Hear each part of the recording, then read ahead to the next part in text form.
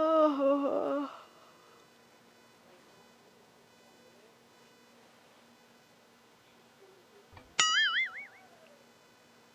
भौजी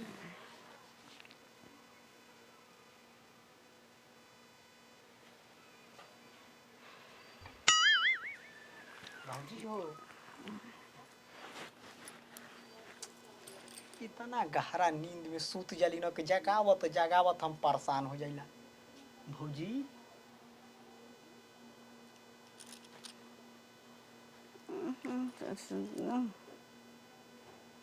भातार के लेके सुतल रहलू के हाथ लेके वो तड़ू की बांग की ना भौजी म्याऊ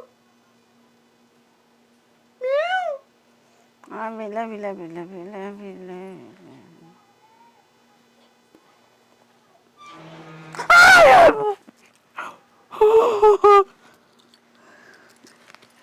तू 2 घंटा के नीचे सुतल बानी चौकी के। तू ही माँ। अरे निकला हो। मरते कहीं का करी हाँ हमार टेढ़ हो गई।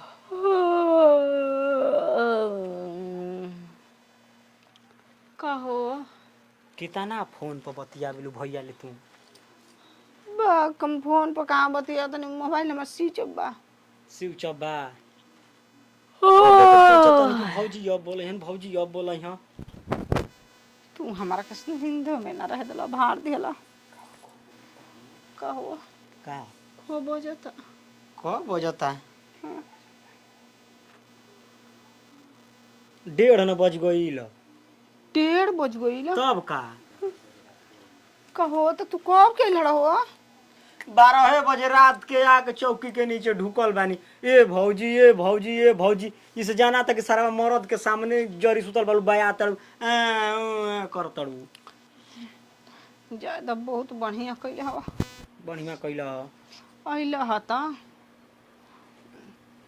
तोहरू है ना लागत रहा। बताव तू ऐसा धरा दिल बालू चस्का कि हमारे वहाँ ही लगता दिनों रात एकदम तोहरे में खोल बानी की आय भौजी कहीं जाते नहीं सरवे कहीं बतिया। आई भौजी ना हाँ आओ भौजी ई कहीं ना कहता। बाकी आज बड़ा झकास लागत ई तो तहरे खातिर सजी ना सवरी ना हो। सजीला सौरीला बासी को खियावेलू बासी बा काहे नहीं के बासी बढ़िया तो बा ना बे सुबह बा ना शाम बा। हाँ 1:30 बजे रात है माने बादल तो पुआ होते ना। पुआ हो कि बासी कहला आदमी खइला पर निक लागेला कि टटका खइबो तब निक लागी। खइबो तब ना मजा आई। अच्छा कहनी है कि फोनवा पर कहत तड़ू भैया आवे के कहत हूँ रहस बहारा हाँ। आ हम हेर लूटी देवर संगे लहारा आ रोज रोज अइयो हनीमून मना के जइहो। अच्छा हाँ तारा माने हम विदेश रहतनी जब घरवे में सूते के बा बैठे के बा के संगे तो ई से हम ना या सुतीला ना कि बाबू और देख लिहन जाना तो कहियन कि सारा भौजैया के घरवा में का करता। रोज राइज कर कहे कि बाबू हम ना सुतब हम भौजिए में सुतब ना कि माने हमर बियाह शादी कर देस जा।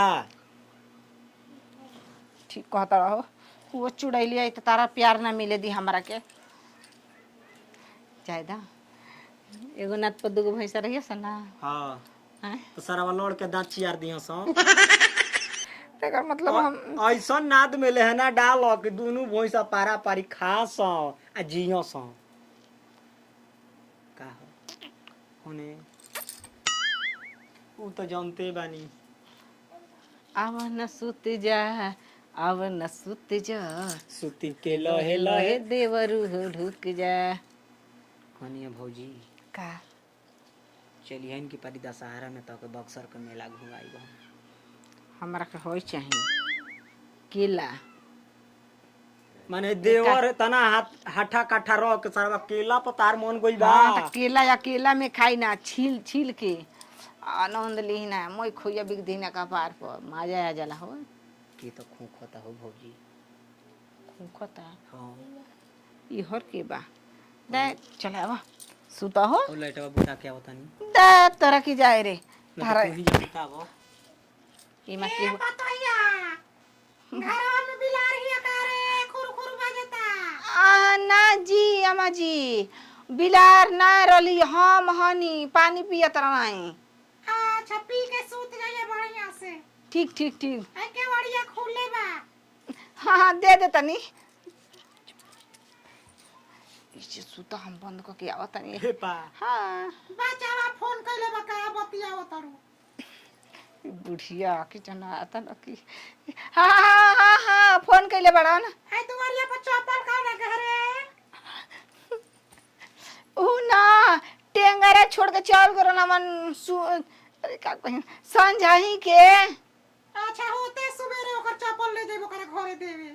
हाँ को नहीं दे जाओ जाओ को तनी लाइट बुतावा के नहरा हमली कल जिले के चपाला में मरते कहीं का गजबे बाड़ू तू हूं धीरे बोलो चले अब खियावे के बाद दाल भात खियाबो तरू खाली ई काकाला खिचड़ी में घी डाल डाल बुढ़िया के आग तेज न पइबा